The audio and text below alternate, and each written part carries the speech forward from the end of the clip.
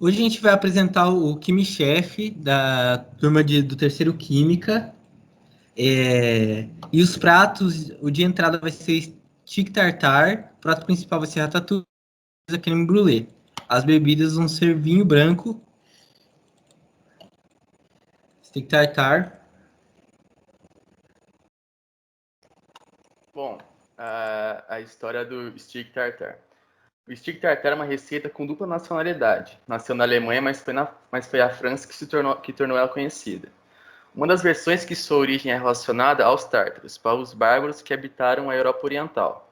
O stick tartar teria aparecido na Europa Central em Viagem de Átila, o Huno, que foi da muralha da China a regiões onde hoje ficam conhecido a França e a Alemanha. As caças cruas e sem vísceras eram postas sob a sela dos cavalos para maciar, que é uma curiosidade. Vai, João.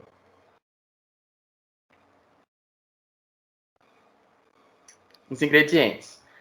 Para fazer o stick é necessário 150 gramas de filé de mignon, 200 gramas de ketchup, 5 gramas de molho barbecue, 30 gramas de mostarda Dijon, 2 gramas de cebolinha, 40 gramas de azeite de oliva, uma gema de ovo de galinha, uma gema de ovo de codorna, sal e pimenta a gosto. A receita. Bom, para o stick tartar é bom fazer uma maionese com a gema de galinha, mostarda, azeite de oliva, sal e pimenta, batendo os ingredientes até obter uma mistura homogênea. Picar a carne na ponta da faca com a faca limpa e bem fria. Adicionar a maionese e a carne picada, acrescentar o barbecue e o ketchup e a cebolinha e misturar depois a tempero a gosto. Finalizar com uma gema de codorna por cima. As reações químicas é que, tipo, tem muitas pessoas que insistem que o cru é cru, o cozido é cozido, e admitindo ao máximo que o mal passado e o bem passado está ali também nessa classificação.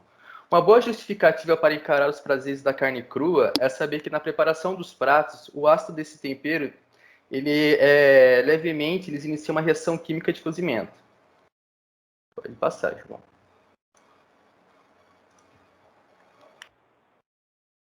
Bom, agora a gente vai falar sobre o prato principal, ratatouille.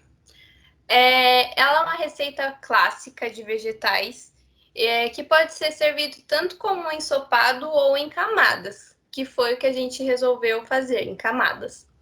E a palavra ratatouille, ela deriva de um termo occitano, ratatouille, e das palavras francesas rata, que significa ensopado em pedaços, e touler, que significa jogar comida ou mexer. Bom, esse prato, ele teve origem no século XVIII, na região sul da França, especialmente na cidade de Nice, e ela foi criada por agricultores pobres que eles necessitavam aproveitar a colheita de legumes frescos de verão, para não jogar, tipo assim, tinham que aproveitar esses legumes, não podiam simplesmente jogar eles, e também para não haver desperdícios. Esse prato e esse termo ficou muito conhecido depois do filme de animação da Disney, o Ratatouille, em 2007, que conta um pouco sobre um ratinho francês que ele tinha os sonhos de se tornar um chefe de cozinha, e ele fez esse prato e agradou muito o gosto, Desculpa, gente. Ele agradou muito o paladar do crítico gastronômico do Gustoso lá. E depois disso, o prato ficou muito mais conhecido. Pode passar. Bom, os ingredientes pode variar, mas tem que, como é característico os legumes, então não pode fugir disso. Mas os principais são cebola, abobrinha, berinjela, pimentão, tomate, molho de tomate e para temperar o sal, alho, azeite e tomilho.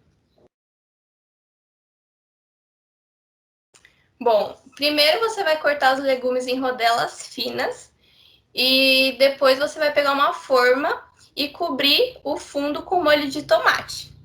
Em seguida, você vai montar na forma os legumes intercalando, então a cebola, o pimentão e os demais. e vai intercalando. Depois você faz o molho com azeite, alho e sal e tomilho e despeja para temperar. E por fim você cobre com papel alumínio e leva ao forno por 40 minutos para assar.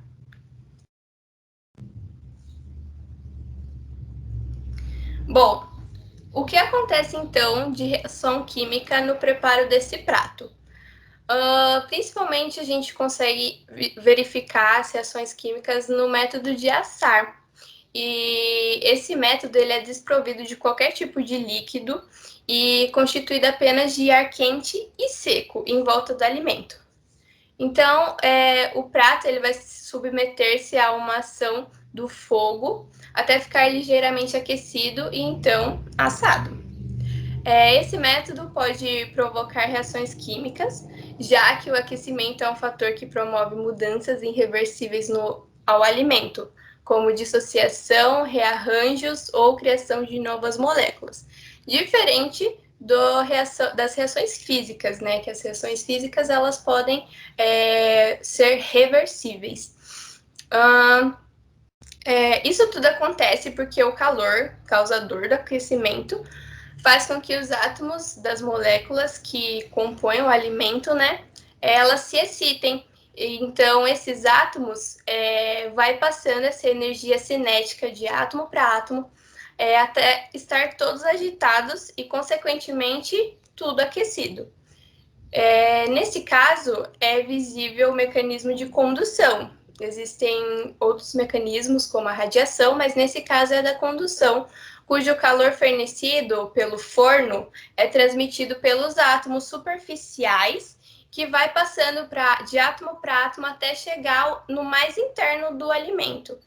E eles vão se chocando e passando essa energia cinética um para o outro até que todo o prato esteja aquecido e, enfim, assado.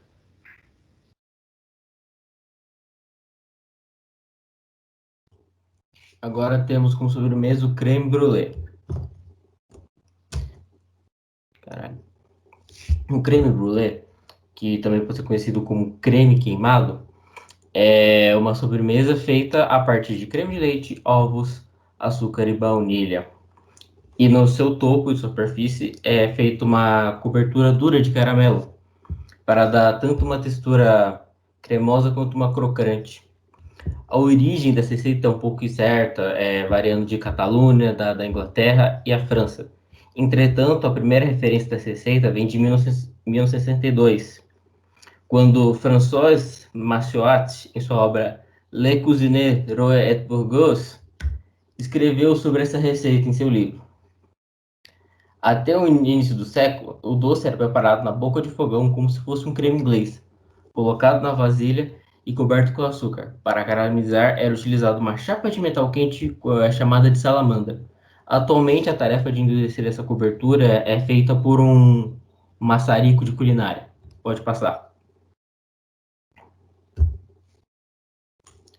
Para os ingredientes da receita são necessários 5 gemas, 350 ml de creme de leite fresco, 100 ml de leite, 1/3 de xícara de chá de açúcar, 1 colher e meia de chá de extrato de baunilha e uma camada, um açúcar extra para caramelizar o topo do doce. Pode passar. Antes de se preparar a receita de tal forma, é necessário que o forno seja pré-aquecido a 160 graus e se separar as gemas das claras, já que as claras não serão úteis para a receita. Se misturar as gemas com o açúcar em uma batedeira a uma velocidade alta, até se obter um creme bem claro. Em seguida, se adiciona o creme de leite, o leite e a essência de baunilha no mesmo pote e se mexe ele com uma colher. Após esse processo, deixa essa mistura descansar por 10 minutos e se aproveita para aquecer água ao fogo numa panela para o banho-maria. Depois é necessário distribuir o creme nas formas desejadas, que possam ir ao forno. Essas mesmas tigelas devem ser arrumadas em uma assadeira retangular para assar. E na assadeira externa deverá ser posto a água para o banho-maria.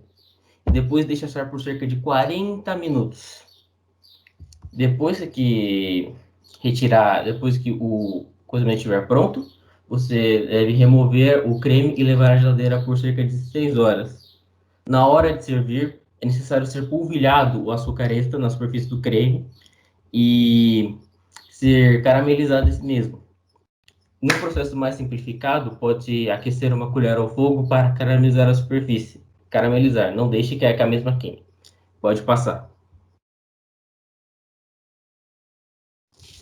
A maior parte do procedimento se baseia na homogeneização dos ingredientes e no aquecimento em banho-maria, que mesmo que seja um aquecimento mais leve, ainda vai gerar mudanças químicas na estrutura do doce, alterando totalmente a matéria. Mas o processo principal químico, né, nesse processo é a caramelização, que é necessário que o açúcar seja levado a uma temperatura acima do seu ponto de fusão. Com isso ocorre a desidratação e degradação do açúcar, gerando compostos orgânicos complexos e com uma pigmentação mais escurecida. Pode passar.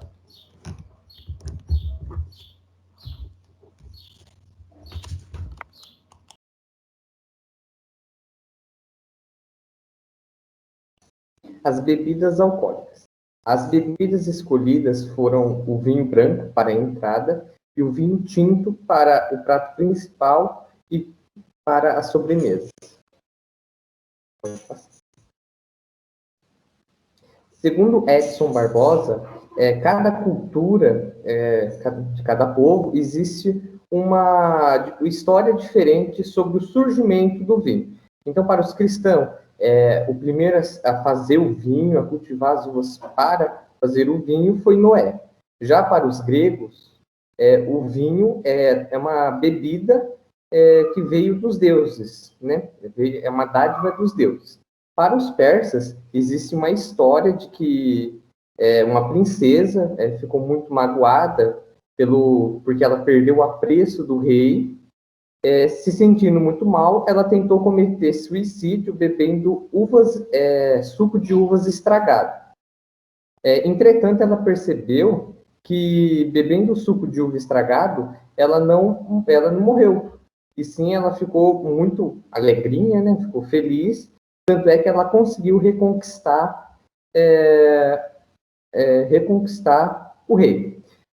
Sendo assim, pode-se concluir que a história do vinho, ela não tem como, ela não é impossível determinar quando, onde e como se originou o vinho, justamente por conta dessa variação de histórias que possui sobre o surgimento do mesmo.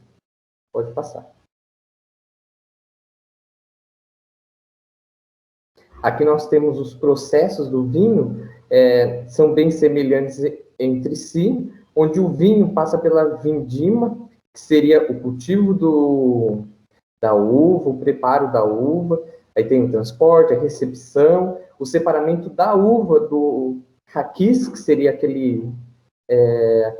aquela estrutura que segura as uvas, o esmagamento, a pressagem, a decantação, para poder separar as impurezas, como a casca, como esse raquis do mosto. Depois da separação, o mosto passa pela processo de fermentação, a transfega, depois a clarificação para clarear, né, vinho branco, e depois ela engarrafa. Já o vinho tinto possui um processo semelhante, entretanto, além da fermentação alcoólica, ele também passa pela fermentação malolática. É envelhecido em carvalho, depois segue o mesmo procedimento. Pode passar.